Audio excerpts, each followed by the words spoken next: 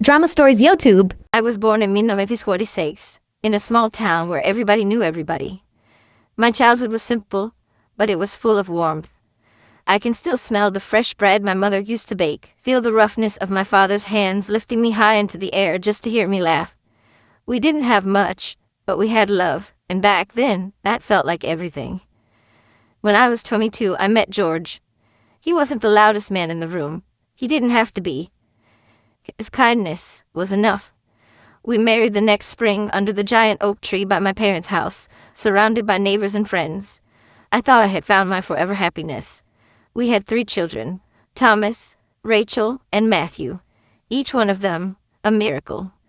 I remember the first cries, the tiny hands grasping my fingers, the nights awake exhausted but grateful. Life wasn't always easy. There were times when George lost work and I had to patch old clothes instead of buying new ones. We counted every penny, stretched every meal, but somehow it never felt like we were lacking. Our home was full of laughter, late-night talks, games played on the living room floor. I believed that love meant showing up, even when it was hard, even when it was uncomfortable. George passed away when I was 53. One moment we were laughing about how much sugar I put in his tea, and the next he was gone. Just like that. I remember sitting on the cold kitchen floor, holding his hand, waiting for him to wake up even when I already knew he never would. After George died, the house became so quiet. The kids, they had their own lives, careers, marriages, children. I understood. At least, I told myself I did. At first they came to visit every weekend. Then it was once a month. Then holidays only. Then sometimes not even then. I started a little tradition for myself. Every birthday, I would bake a small cake. Chocolate, George's favorite. I would set 2 chairs at the table, one for me, one for whoever might show up. Most times it was just me. I would light a single candle, whisper happy birthday to myself, and blow it out before the wax could drip onto the frosting. My 78th birthday was the worst. I woke up that morning already feeling tired deep in my bones. But I went through the motions. I put on my best dress, the one Rachel had given me for my 60th birthday. I baked the cake. I set the table, 2 plates, 2 forks. Hope fluttered stupidly in my chest.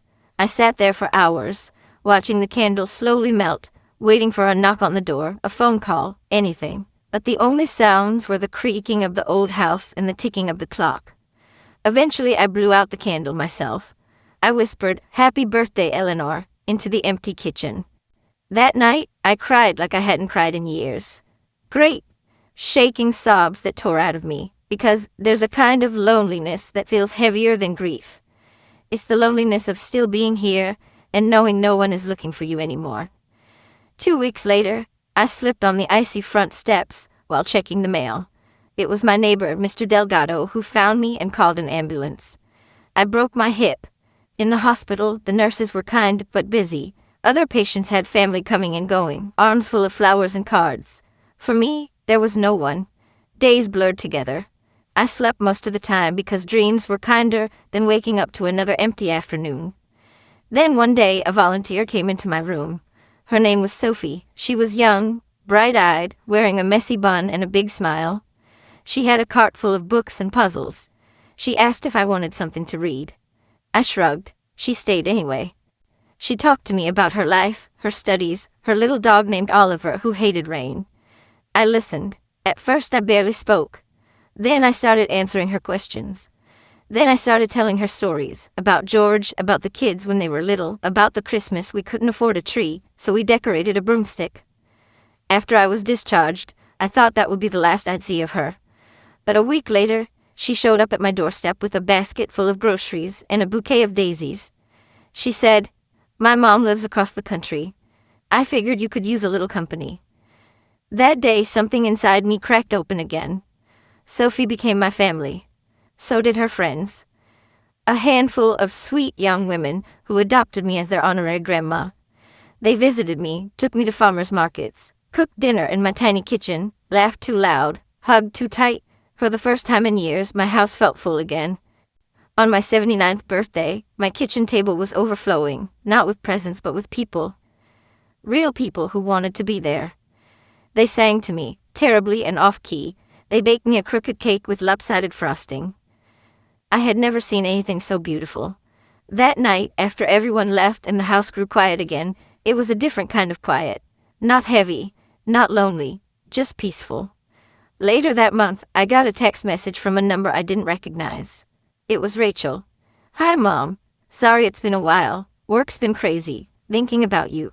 Maybe we can meet up soon?" I stared at that message for a long time. I wanted to respond immediately, to cling to the hope I'd held on to for so long. But then I looked around my little living room. The flowers Sophie had left on the coffee table, the blanket one of the girls had knitted for me, the photographs we had taken pinned to the fridge. I realized I didn't need to chase love anymore. Love had found me. And for the first time in my life, I chose myself. I put the phone down gently. I poured myself a cup of tea. I sat in George's old chair, smiling to myself as the evening sun melted into the walls. I wasn't invisible anymore. I had been seen, I had been loved, and that was enough.